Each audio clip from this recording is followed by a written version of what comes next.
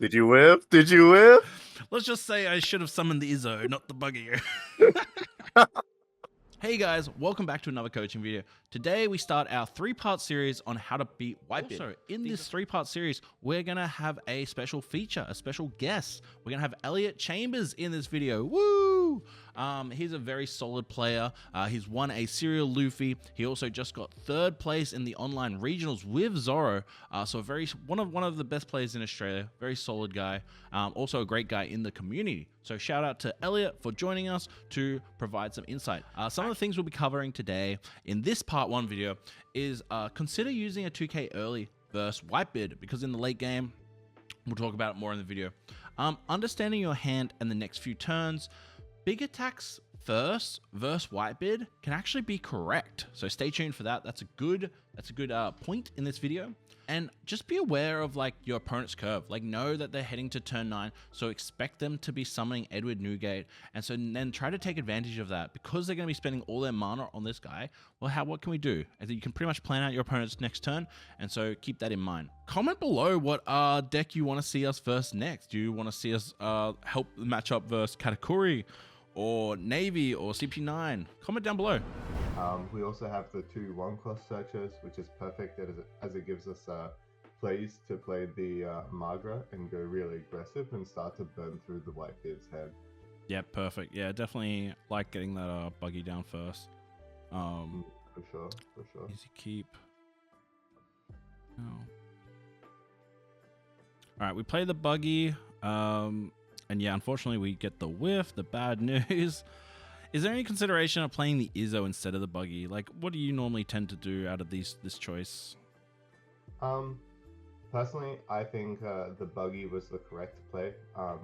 It's just unfortunate that it whiffed, and you know the Izzo can whiff as well, right? Like that's just the nature of the game. So I think that was the correct play. It also allows you to be a bit more aggressive this turn, using the Magra. Yeah, like for example, if we would have drawn a Marco or a Teacher's turn, we 100% would have been slapping with Buggy for 8,000. And that was the plan. That's why we play the Buggy, because yeah, if we like doing an 8,000 with Buggy is just so insane here. Whitebeard kind of has to take it, or they might even use an early guard point, to be honest. Oh, 100%. And just putting them in these awkward spots where they're knowing that they're going into their Newgate turn with 1 or even 0 life. It's where you want to be as a Zoro player. Yeah. Here I've learned, like, he attacked us for 6k. We have nothing in hand. We've just got the Joes in that. We definitely want to look for, like, take the life here to try to find, like, Marco and Teach. Yeah, absolutely. I agree with you, because our best play here is just to play the 4-cost Marco. If it was a Teach, obviously that would be fantastic. But still, playing the Marco allows us to go a little bit lower, get down to 2 life, and really benefit from seeing those cards off life. Okay. So he takes us, we get a Dadan from our life. Taking here 6k, this is kind of like a point. Like, what do you... Yeah, it's quite 50-50. I think either way is okay. Yes, it does turn your Marco online. However, you do already have decent plays for next turn, as you did draw the Curly Dadan. So, yeah, it's really 50-50. I don't think either way is necessarily a bad choice. Yeah, one thing I've been learning versus Whitebeard is I kind of want to use a 2k counter on a 6k attack, because in the late game, there's so many 7k attacks, and it's just, you might not get an opportunity to do a 2k counter later on. But I think, yeah, we still don't have Teach or Marco, and so I end up just taking it. Again, it activates our Marco, which now is a good thing. Now we can attack with our Marco, and we don't have to risk it like dying, I guess. It gives us that option. But yeah, this is kind of rough, to be honest. This is not, like, we haven't seen one of our big boys yet.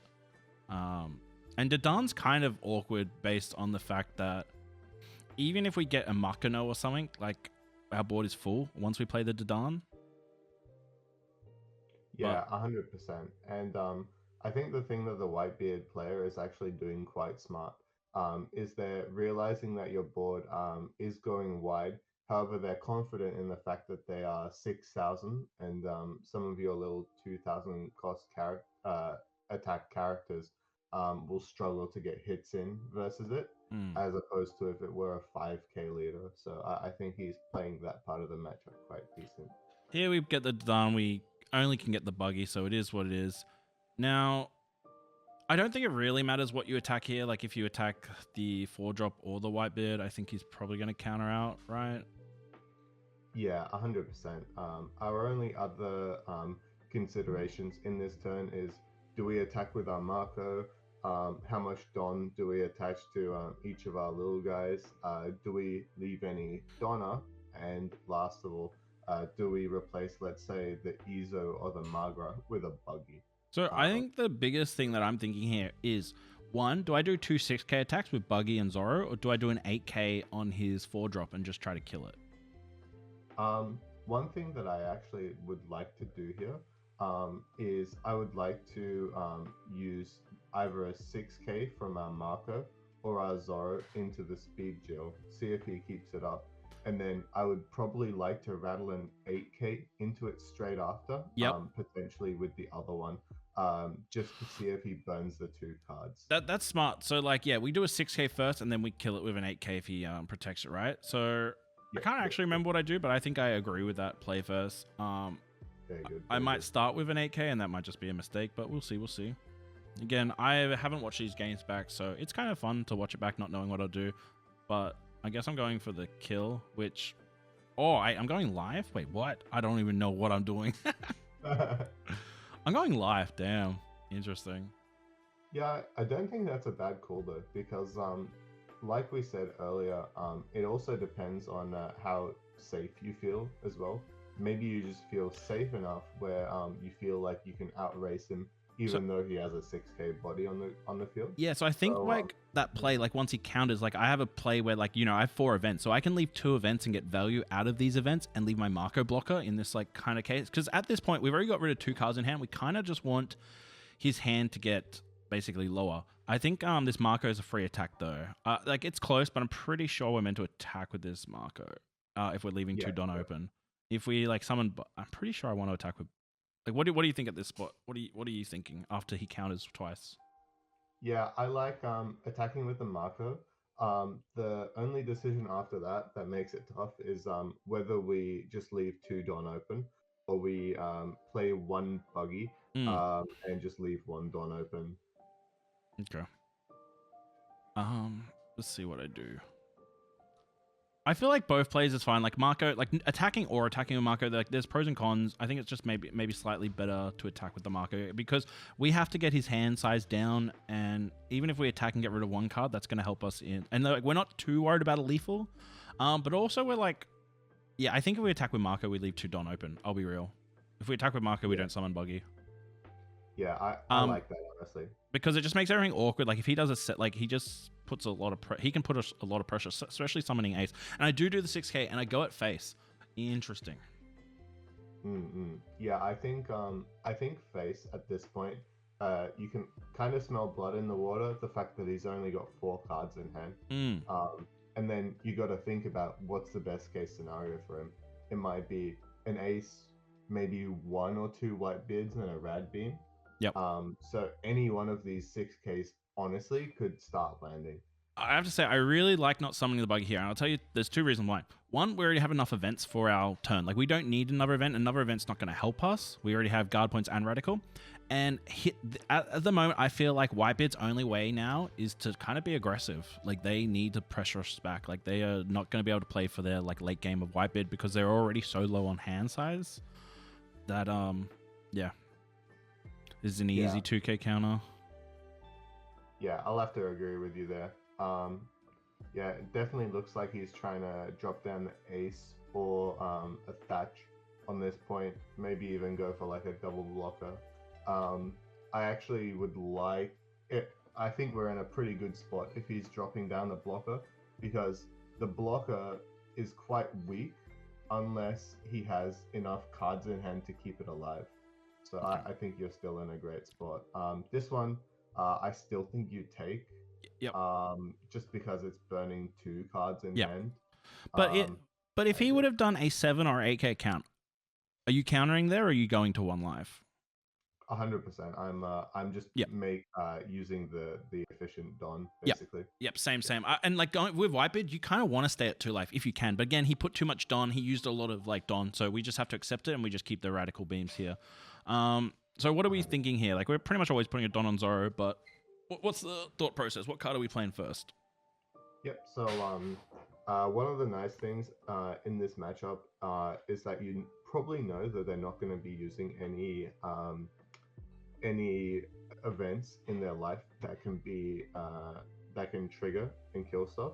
So even if you started off with playing the buggy instead of the 2K, this is honestly a fine idea. Personally, I don't run much teach, so I think our ideas on teach will be a little bit different.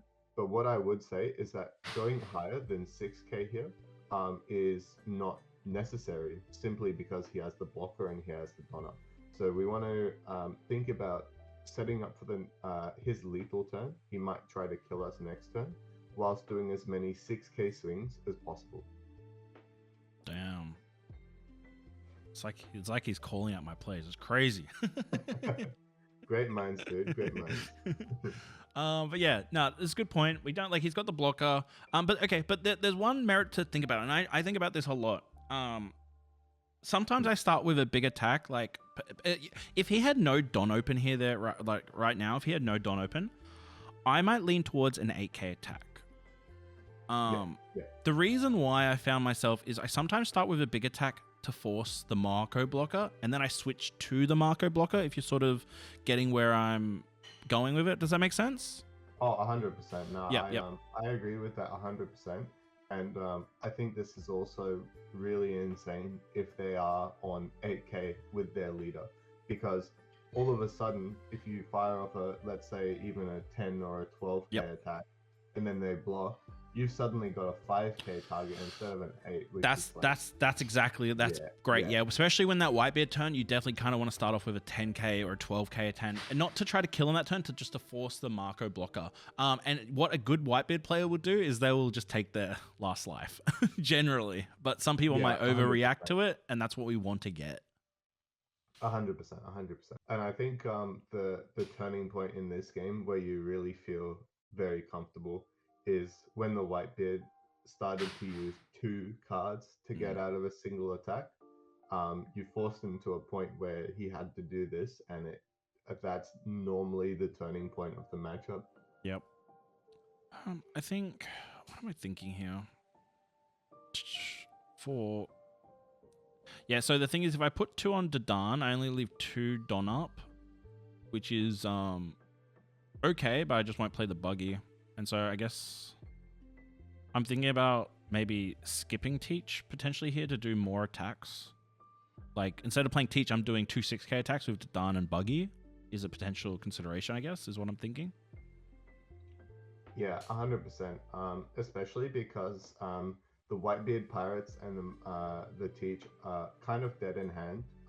They're perfect cards for our Marco to use to revive. Yep. So we don't lose any counters. So yeah, I think that's a good way to think about it. I'm not sure what I do here. I feel like I'm doing a 6K attack with Dadan, seeing what happens, but we shall see. Tough. This is again in these late game. These are the pivotal turns that come down to like you just need to try to play as best as possible. Yeah, 100%, and it's why I think there's a lot of merit in getting a lot of practice in with Zoro, because there's so many different lines, and yeah, it's really good to get that experience in and just think about the best case scenario every time. We should never be attacking a buggy first. We should always be attacking with Dadan, but anyway, slight mistake. Probably doesn't matter. Probably a plan to attack with Dadan anyway. It's like my head is like, oh, I'm attacking with both anyway, and just kind of slightly misordering.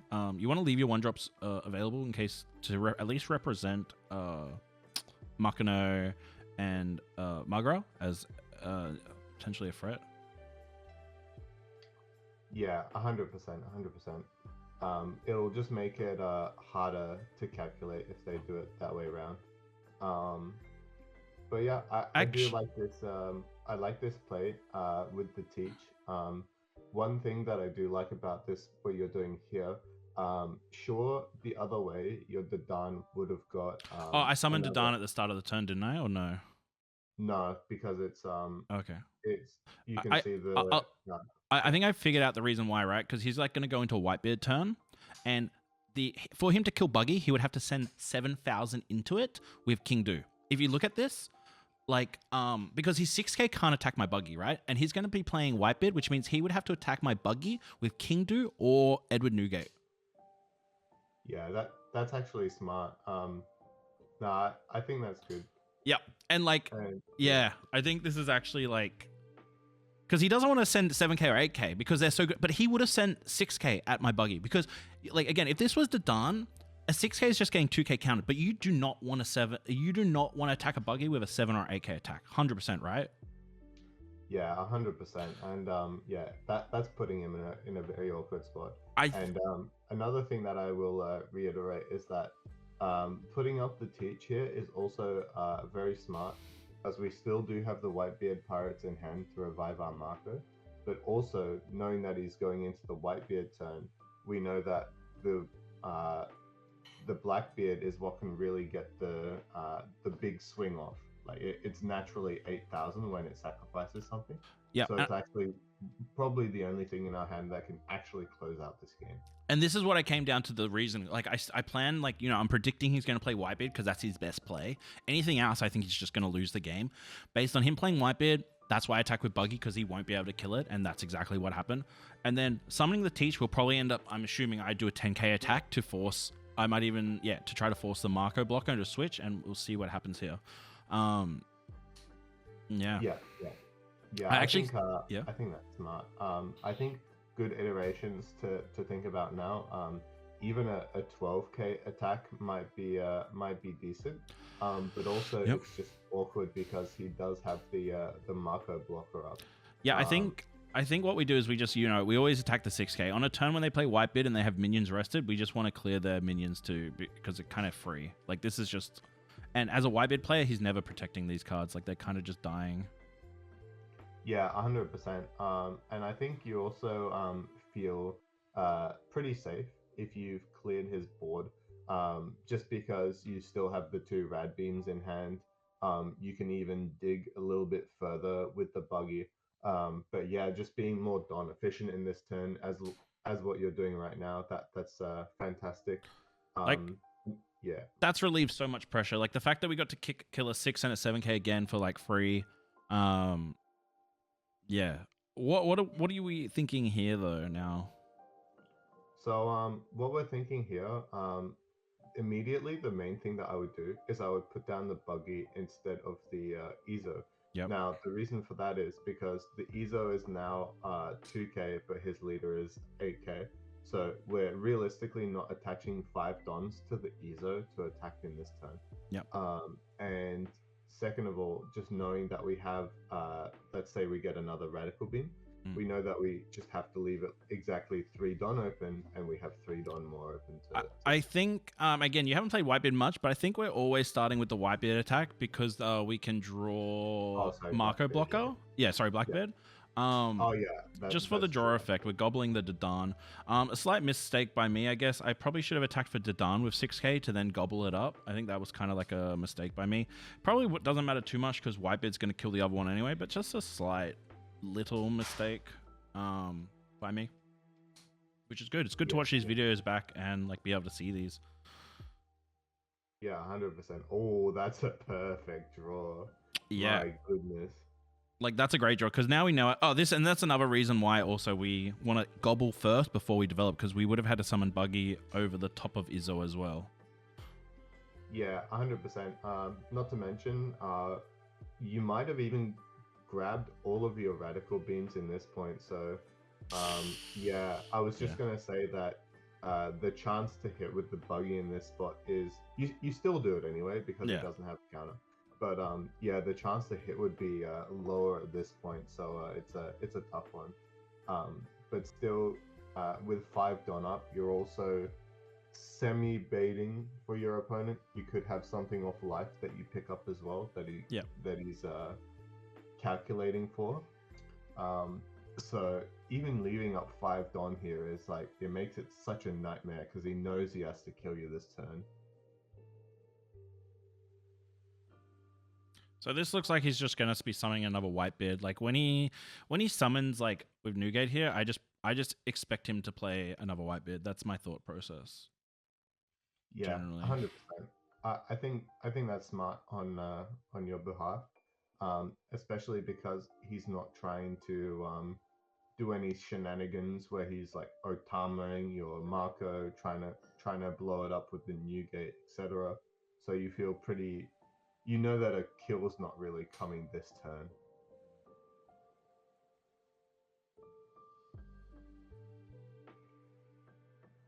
A little maybe misordering by him, but yeah. We were one card off the Marco. This is like an interesting turn. I think okay, we're eating first to see what we draw. I think we're playing defensive here, by the way. That's like my head. We're like we're not trying to kill him, which is maybe a little bit of a surprise to you. Yeah. Well, mathematically, you need all 8 attacks to land here. So let me think about that. Oh, we might just have lethal.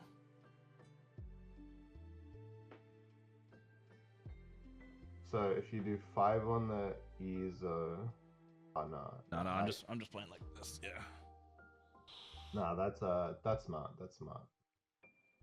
It's very like I already think I worked out. Ace can't kill me, and again, this is like if we had 0 life, like this would probably have to try to be a bit more aggressive. But like again, we kept our life, and like it does pay really big dividends in these late games like this.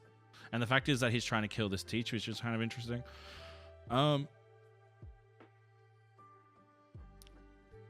Yeah, 100%. And this also has to be quite a sigh of relief, simply because you know that he's trying not to kill you this turn, and he's also trying to go 10 into 6 instead of 10 into 5.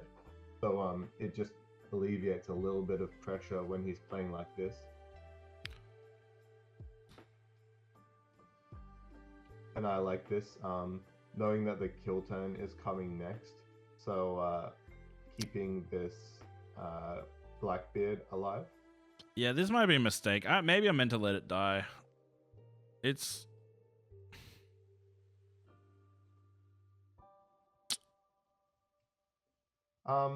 It does attack for a natural 8k next turn. So I misclicked. Were you trying to click them? Oh wait, no, I didn't misclick. No, this isn't the game where I misclicked. No, I actually like this play because this pretty much just guarantees your lethal. So. Oh yeah, okay. So dude, yeah, sorry, my mind's out of it. I'm like, damn. Watching back, yeah, this all makes sense. I'm like, damn. Yeah, this just guarantees lethal. Yeah, you're right. Yeah, 100%, because it's just going to be AK with the teach, and then you literally have so many spare Don. You can just go AK with the Zoro. Yeah. And then you just pump up the Marco a little bit, and then the game with 3 Don, and he doesn't have the counter. Yeah, nice. Yeah, triple Whitebeard. We end up beating it. That's kind of wild. Because the turns that they play Whitebeard is very hard to do much against. As a Zoro player, it's very hard to really poke much.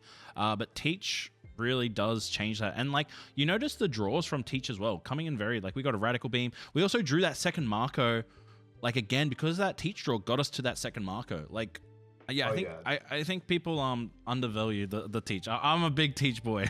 I'm a big fan. But no, yeah, I can respect it, and I think that's the lovely thing about Zoro. There are still some flexible spots in it. Personally, for the last tournament, I was running Whitebeard at 2, and other people like to play Teach at 2 to 4.